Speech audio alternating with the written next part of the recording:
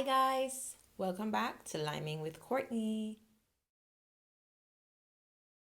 Today I'll be discussing Emily in Paris, the hot new Netflix series. If you haven't heard about it, guys, it means you're not on social media because a lot of people have been talking about this series.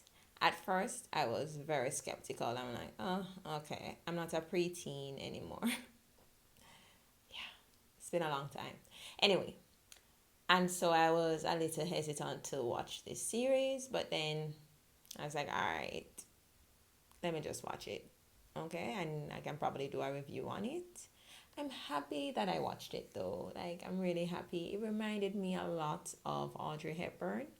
My niece actually told me that quite a number of persons make comparisons between Lily Collins, who is the star of the show, with the late Audrey Hepburn.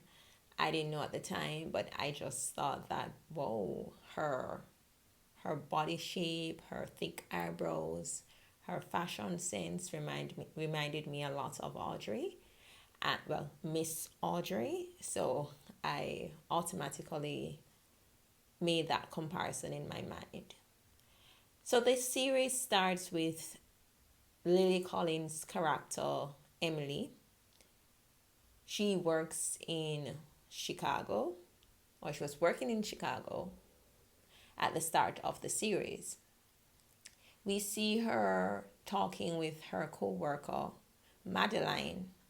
Madeline is scheduled to go to Paris for a year to work, and Emily is looking forward to the promotion because once Madeline leaves, Emily will get Madeline's post in Chicago. Anyhow, they are there sampling body lotions and perfumes, and Madeline gets sick from it and discovers eventually that she's pregnant. So Madeline can no longer go to Paris. And who is next in line? Lily Collins' character, Emily. So Emily goes and shares this with her boyfriend. It seems like they have a long-term relationship. Um, at first he's just like, yay, okay, how are you gonna work this out? What happens to your promotion in Chicago? Blah blah blah. Emily's just like, all right, it's only going to be for a year. We can travel back and forth, blah, blah, blah. She's willing to make it work. But immediately you see that he's second guessing things. Homeboy even pretends like he's going to come and see Emily in Paris, and he does not turn up. It's just so sad that majority of the times when a woman has to put her career first, the man in the relationship is not that supportive, because certainly they could have make it work, or at least attempt to make it work, but he had other plans, obviously. So anyway, we know that this is the first time Emily is traveling to Europe. We are told in the show that she has a master's, I think, in marketing. So she's quite an established person.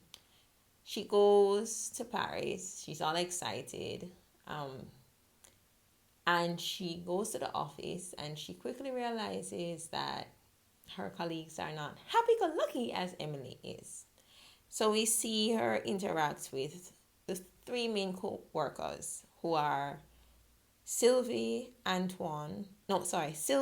Julian, and Luke, right? Sylvie is just so disgusting towards Emily, but I think it reflects what happens in a lot of workplaces. Sometimes the older woman is threatened by the younger woman who comes in the workspace, and you, as the younger woman, have to just learn to deal with it. Emily continues with her happy go lucky mindset, and she tries to win Sylvie's love, which is sad because she shouldn't really try and focus on winning Sylvie's love. She should just try and do her job and do it to the best of her ability, do a 1 year stint and go back to Chicago, or embark on whatever other opportunities may arise. But we see that she works very hard at making Sylvie happy. Um, Emily goes around the the beautiful city. While she's doing this, her social media presence increases, and we know that we're living in the age of social media. So if you become popular on social media, your relevance in life also grows. So we see that in terms of Emily being invited to certain events now, and she's rubbing shoulders with certain kind of people, blah blah blah blah blah blah blah blah blah, right?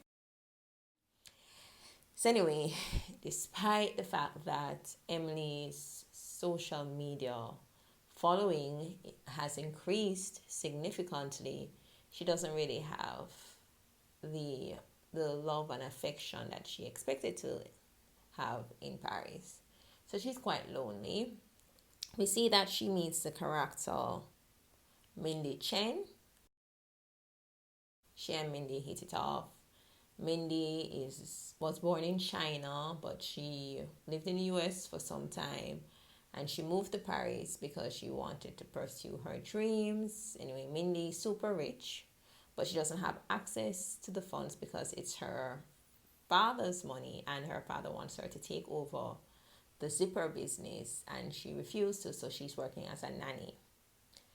I wish that they could have done a little bit more in terms of her character. Yes, nothing is wrong with working as a nanny, but it's obvious that she doesn't enjoy her job, and it seems she has been in Paris for some time. So why hasn't she taken on any other role? Maybe she has a mental block, and we kind of get a taste of that later on when we see that she went through some horrific experience when she auditioned for China's version of American Idol.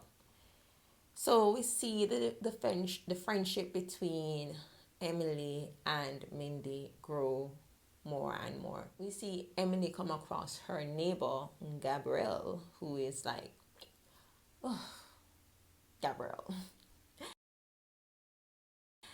And Emily interacts with him, but not extensively in the very beginning. Like they see each other high and by, blah, blah, blah.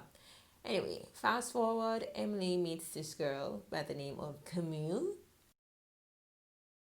Okay, my French accent is horrible. I'm sorry. I was trying to say her name the way how they say it in the show, but my French is not very good. It's horrible, and I'm very sorry about that. So Camille assists Emily when Emily was trying to buy some flowers, and we later find out that Camille is Gabrielle's girlfriend. So without even having to go deep into the mix of things, we know that Emily and Gabrielle start to have feelings towards each other. And I was just hoping that Emily wouldn't break girl code, but she does. She does. In the beginning, yes, when she had interaction with Gabrielle, she didn't know that he had a girlfriend, and that the girlfriend was actually Camille, this super sweet girl to Emily. But after she learned that information, she still progressed along that line. And even though we don't know the age of Emily's character, we know that she has a master. She has been working for some time. So I thought that she'd be a little bit more mature than that. To be acting like some like the 18, 19-year-old who is excited that a guy is giving them some attention. But anyway, we see that.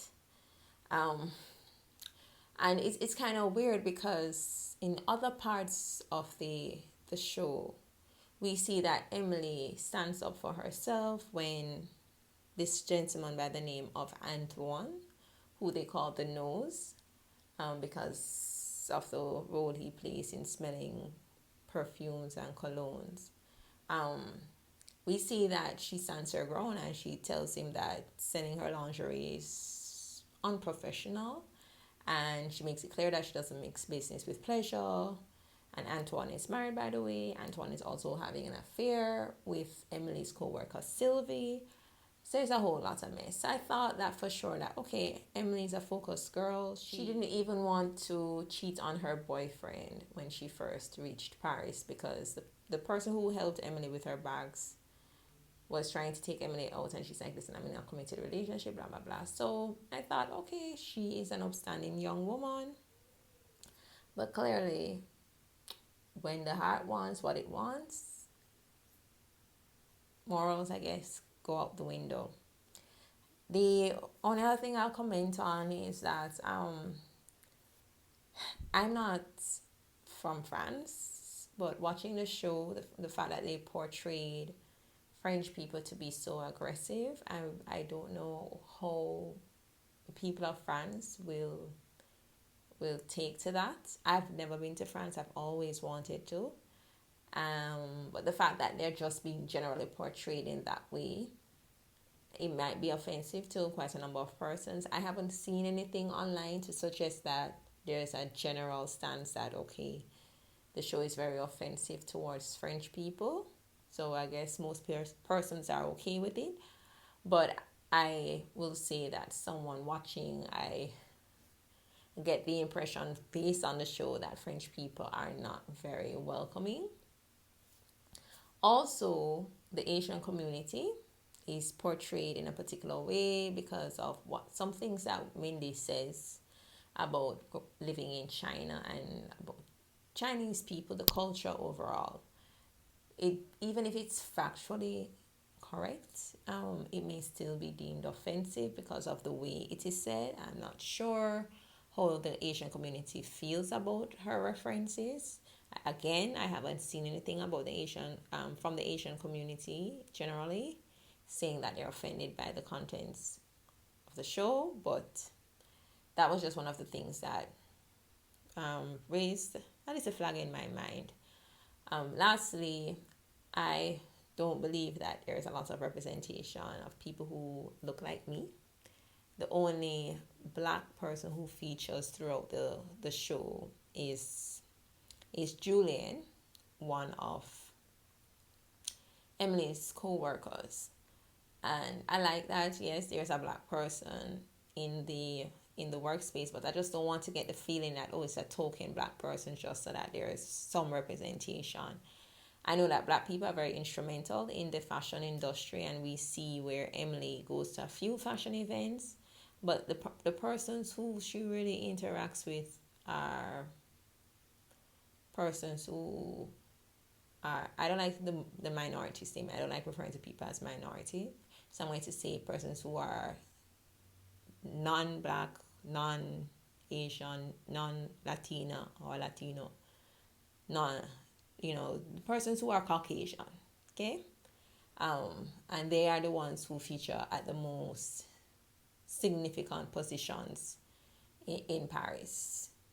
And I thought that there could be more representation as it relates to that. So I hope that for season 2, they will do a lot better in terms of having more persons, mixed people, black people, Asian people, more persons who look like what the world is now, which is a melting pot of races and cultures, that will be featured a lot more. But I'd give this series an 8 out of 10. I still liked it. I like the fashion. There are some things that Emily wore that I was like, oh, okay. But I still liked it. I think it was a good little mix. I think there's a good mix of the younger crowd and the older crowd, because you have you have persons who are featured that the teeny boppers will gravitate to, and then persons who are featured in the show who viewers who are from the ages of 30 to 40 odd will gravitate to, because, for example, if you look at the relationship between Sylvia and Julian, it's quite a grown up relationship, so to speak. So I think persons of the older age group will appreciate that. So that's it from me for now. Again, as I said, I enjoyed the series and I look forward to the next season.